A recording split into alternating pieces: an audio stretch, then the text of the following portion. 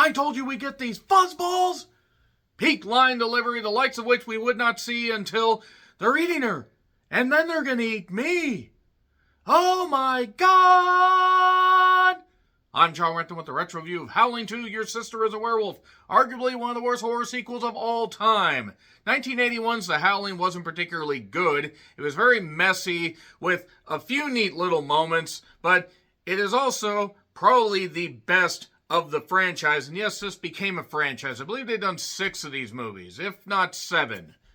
And the fact that Howling 2, Your Sister is a Werewolf is kind of seen in some circles as so bad it's good, I would like to present the argument that it really isn't. Now, I will say the group Babel or the Tower of Babel or whatever, the punk rock group that gave the group in Hobgoblins a run for their money, Kiss, Kicker. Yes, it's like, since the world began. Actually, that song is kind of a bop. And maybe it's just because I heard it like 4 times during this movie. But yes, from director Felipe Mora, who did The Beast Within, that actually wasn't that bad of a movie. It was a bit messy, but at least had moments that worked. This features some of the worst line delivery and some of the worst ADR dialogue that I have heard in a purported movie that had a budget in a while. This came out in 1985. And Christopher Lee wanted to act in a werewolf movie, so he chose this. Now, granted, Christopher Lee, if you look at his filmography, going back to the 60s and even the 70s, sure, he was in some ridiculous stuff.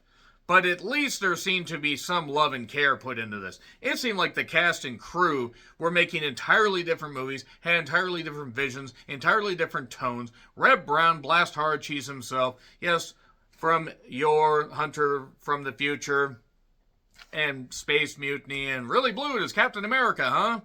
A guy that actually seems like a pretty nice guy, but is not a good actor. Not a good actor at all.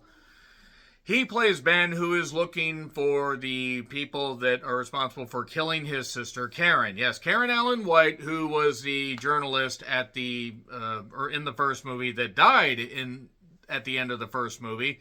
And that's how they tie it into this.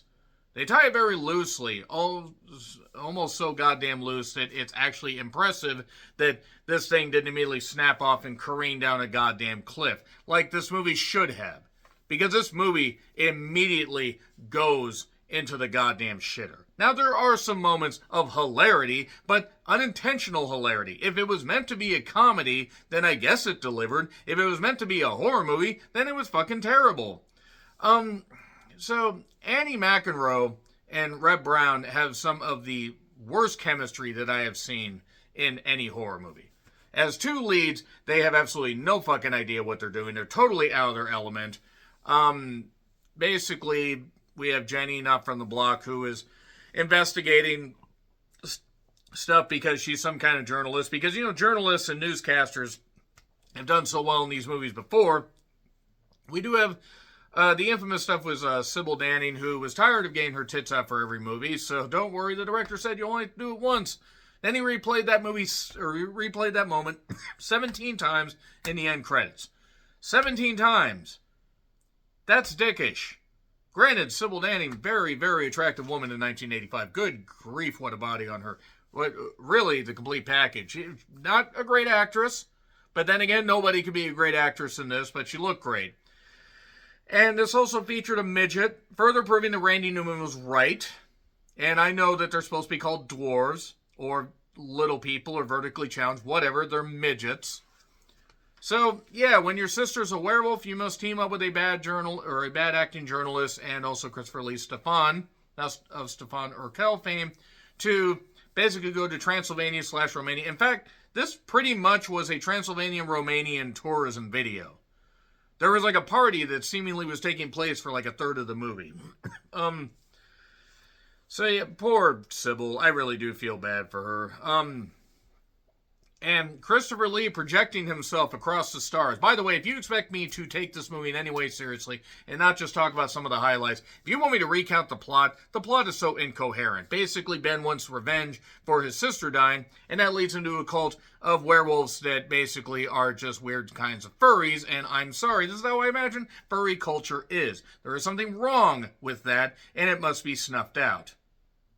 So nevertheless, everybody has a kink, but that's just weird. I've always found that weird. I'm sorry if you happen to be a furry watching this. I really don't mean to be insulting, but I just don't get it. I don't want to get it. You all have fun over there as long as you're with consenting adults. But yeah, this movie's pretty goddamn shitty. So anyway, Christopher Lee projecting himself across the stars, reading some scripture, mentioning the great mother of harlots. Oh, I see. It's okay when he says it. Well, it's the accent. It's probably the accent. So, yeah, the weird rock introduction from that Babel group with church images.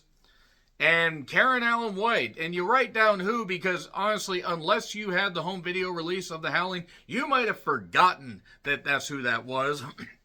Bless Reb Brown. He was not good. He was terrible at acting. Why does all the dialogue sound like it's just so piped in from anywhere else? Reb Brown trying to act opposite of Christopher Lee. It was like a mouse taking on an elephant.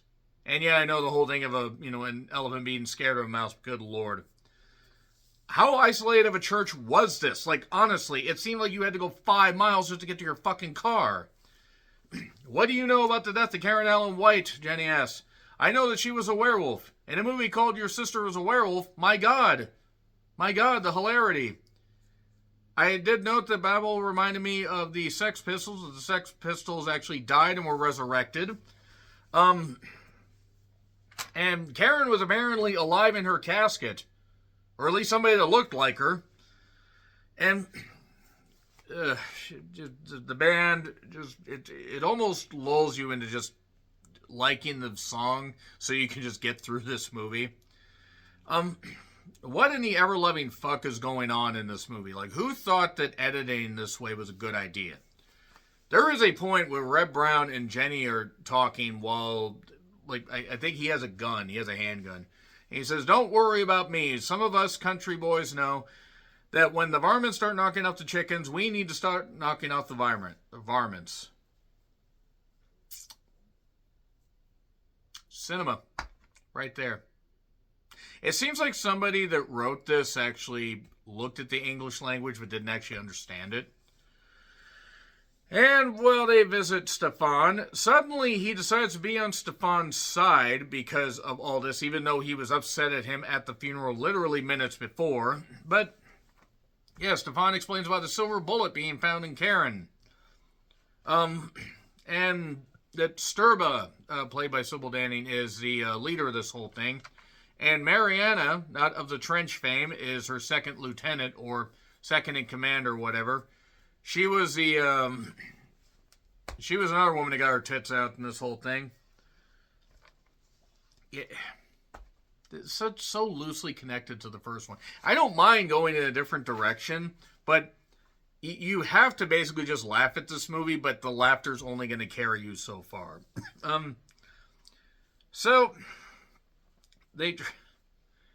Stefan also mentioned that you have to drive a stake through a werewolf's heart. This movie doesn't even know what the hell its lore is.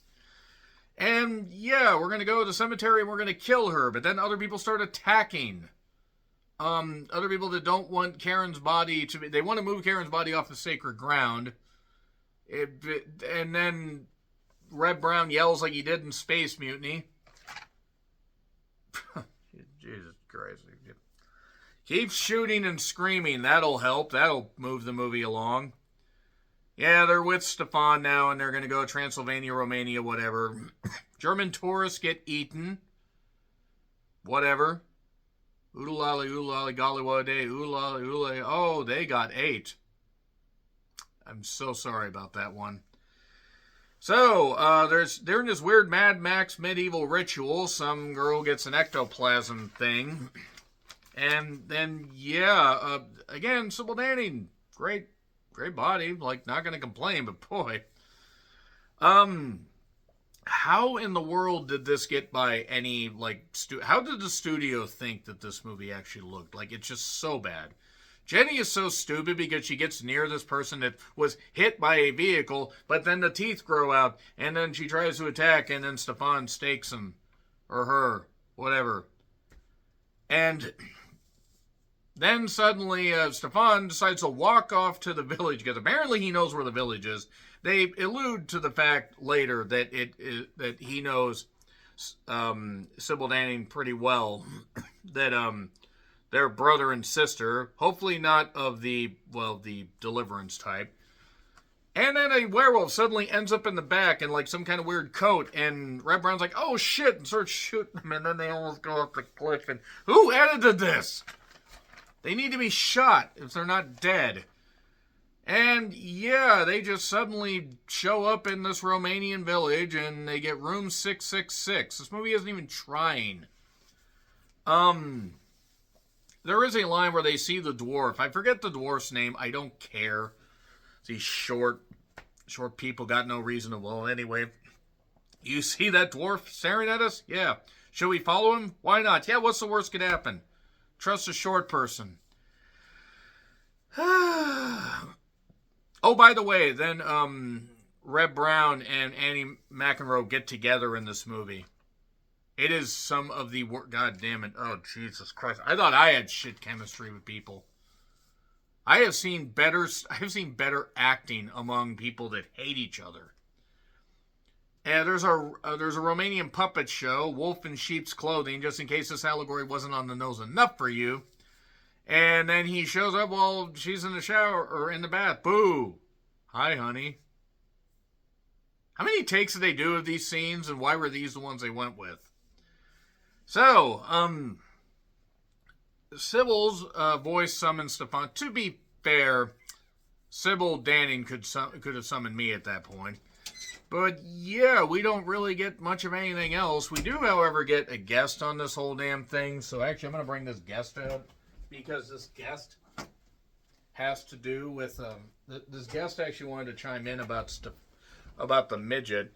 And the midget put the little garlic or teeth or whatever in his ears because it was blessed. It was blessed stuff. And that way you would stop the weird chanting. And then Sturba couldn't get to you. So that's what I should do next time. The next time a leader of a wolf cult comes in and wants to take over, I need to stuff stuff in your ears. Hi. Why? Why are you mad? Want to lay down? Okay. So anyway, I had to bring him on because he wanted to chime in here. So, yeah, they're blessed stuff that put this in your ear. They then go... Wait.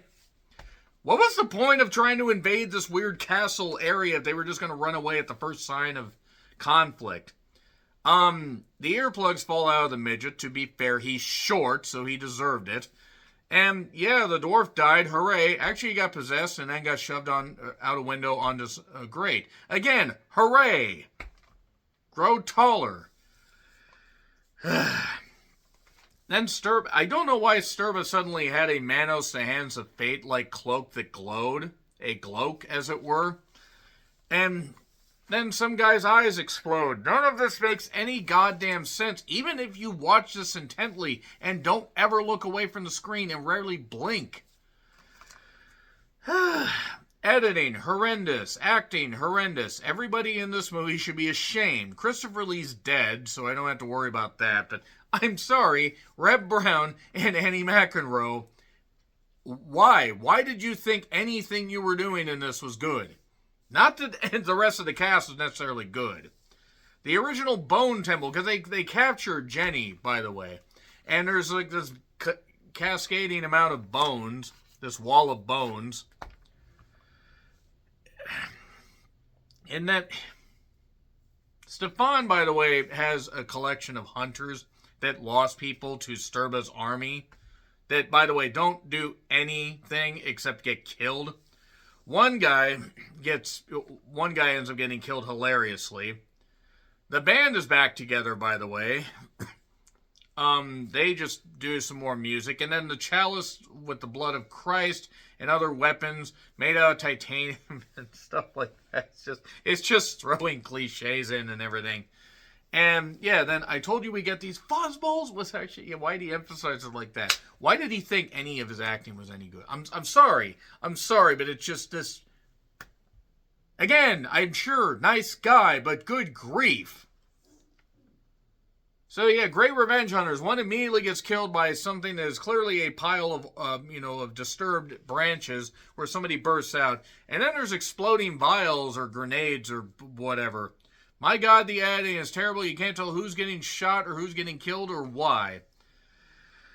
And Stefan gave Ben his voiceover to distract from the fact that Ben's acting is absolutely horrendous. And a slimy gargoyle attacks the priest, I think, of the group and crawls in his mouth. Not the first time a priest had something slimy down his mouth. And then Mariana got killed. I guess she got trenched. Or entrenched. Christopher Lee's narration continues as Jenny and Ben just escape. They escape easily, rather easily. He frees her, and they escape. And the bad lighting effects basically lead us to Sturba and Stefan banding together, catching fire, not like the Hunger Games, and that's it. By the way, he kills her, and then light shoots out of her. And then a weird boy shows up in a werewolf costume. Such a strange boy. He's in that empty apartment over there. Oh, that apartment's not empty. There's a weird pastor guy or something that acts like Peter Lorre if Peter Lorre was dead. Wait, Peter Lorre is dead and can still outact whoever the fuck this guy is. And then they say much later, and then they'll see much later, and then they take off, seemingly moving out of the apartment elsewhere. And then the band plays us off, and Sybil's tits show 17 times. That's it. That is it for that. As a producer wants more food, I will sign off. But yeah, Howling 2, Your Sister's a Werewolf is horrendous. Yeah, there are hilarious moments, but for all the wrong reasons. Let me know your thoughts in the comments. Like, share, subscribe, Twitter, Letterboxd, Blue Sky handles in the description. I'm John Rant. Until we revisit the Howling universe again, happy trails to you.